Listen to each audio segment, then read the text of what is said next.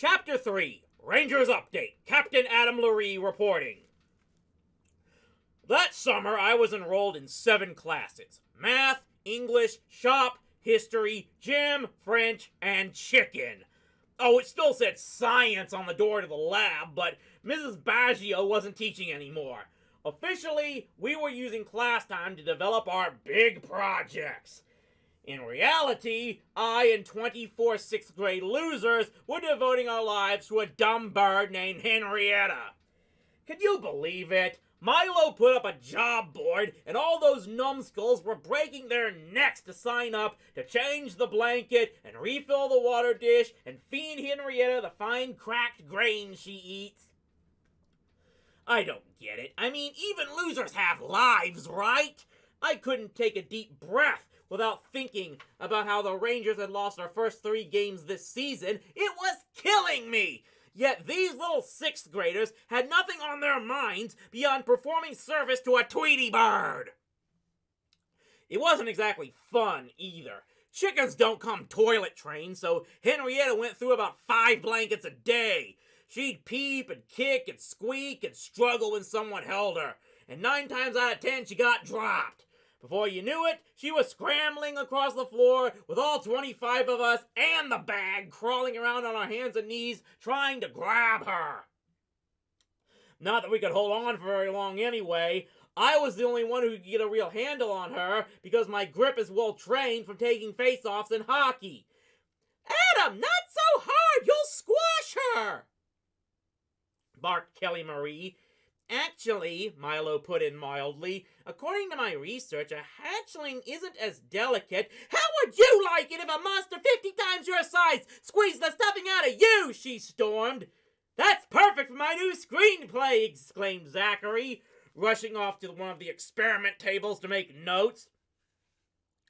"Look," I told Kelly Marie, "this is Milo's project. If Milo tells me I'm crushing his Tweety bird, I'll stop, but whack! I can't describe how hard she kicked me, right across the left shin with her Doc Martens. And in hockey season!" I dropped the bird. Kelly Marie made a grab for it, but came up empty. Brendan Walters made a flying goalie dive at the fuzzy yellow blur. Nothing. Peeping like a digital watch, Henrietta hot-footed it across the room at Wayne Gretzky breakaway speed. If anybody had looked in the window at that moment, he'd have thought we were filming a comedy special for the Loser Channel. The whole class throwing themselves at Henrietta, Mrs. Baggio running around with the milk crate, and me hopping up and down on one foot, yelling about how this injury would slow me down on the ice. "Keep her away from the window," ordered Milo, still calm. "A draft can be fatal to a hatchling this age." Well, that was all Kelly Marie had to hear. With a cry of purpose, she hurled herself halfway across the room, landing flat on her stomach between the chick and the window. Henrietta squawked and made a U-turn, scurrying her under the table where Zachary still sat making notes. And there was only one thing that could tear Zachary away from his stupid movie: a chance to suck up to Milo Neal. "Oh, don't worry, Milo, I'll get her." He ducked under the table and reached out an arm. "Come here, Henrietta. Here you go, girl." Ow! The bird chomped down on his finger.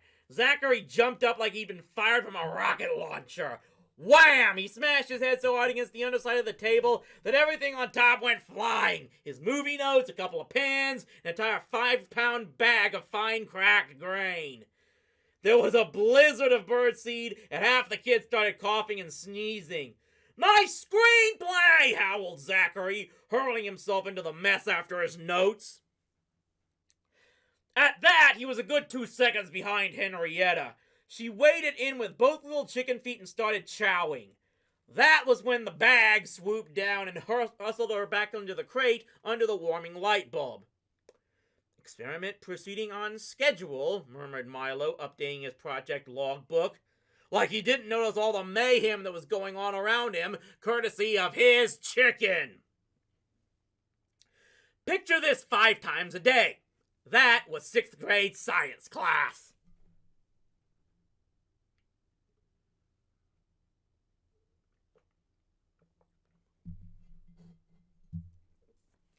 Our school didn't have a skating rink, so hockey practice was held at the arena in the community center.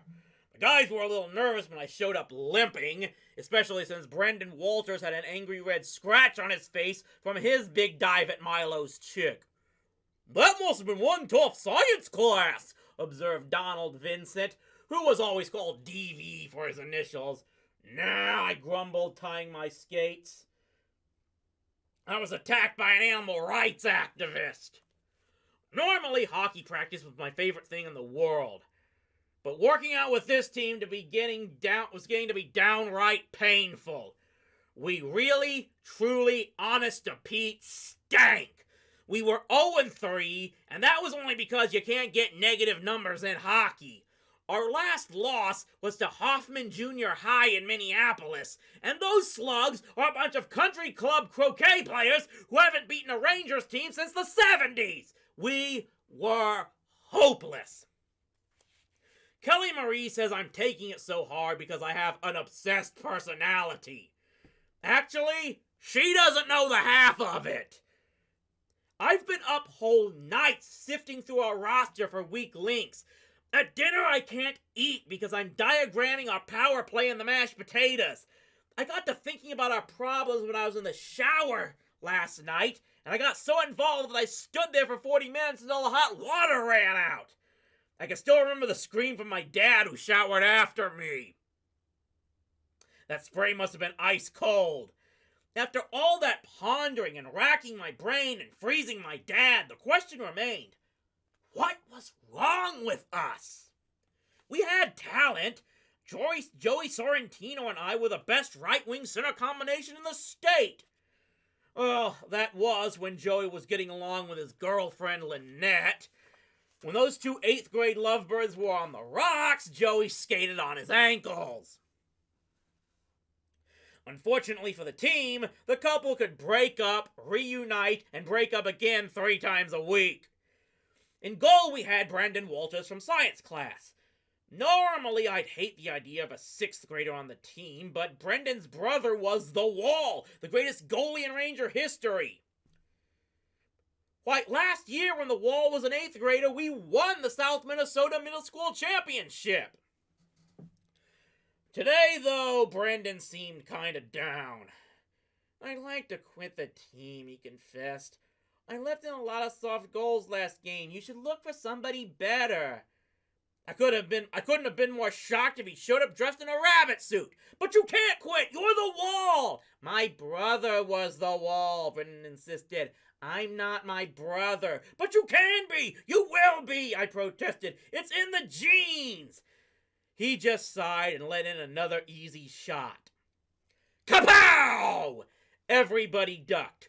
Only one thing hit the boards that hard, and that was DV's slap shot. It ricocheted 3 times and still hurt when it hit Coach Crenshaw on the shoulder. Vincent, what the hell do you think you're doing? DV had a wide open, slightly stupid face. Just working on my slap shot, Coach. Now tell me something I don't know, snapped the coach. During passing drill, you were working on your slap shot. Stick handling is next. What are you going to do, work on your slap shot? DV beamed. Gee, Coach, could I? No, bawled Crenshaw. I should say that the coach was a really nice guy, but he never really knew quite what to do with DV. The kid was a talented athlete with tons of potential, but he would not practice anything except that slap shot of his. His skating was mediocre, his stick handling needed work, and the guy didn't have enough patience for checking. All he ever wanted to do was hang around the blue line, waiting to unload that cannon of a slap shot. Which would be fine if it ever went anywhere near the net. But aim wasn't one of DV's strong points either. He just concentrated on power, and he had plenty of that. Yet every time DV touched the puck, he was totally positive he was going to score. And totally bewildered when he didn't. The rest of us were just happy he didn't kill anybody.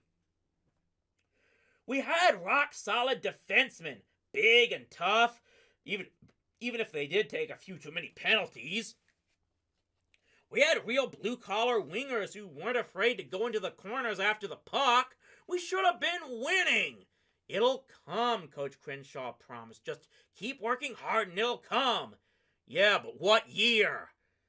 Still, we had to put our faith in the coach, and for a very good reason. See, at the end of the season, the South Minnesota champions always met the best junior high team in Winnipeg, Manitoba, the biggest game of the year. Back in 1959, our coach Crenshaw was the captain of the Ranger team that beat the Canadians.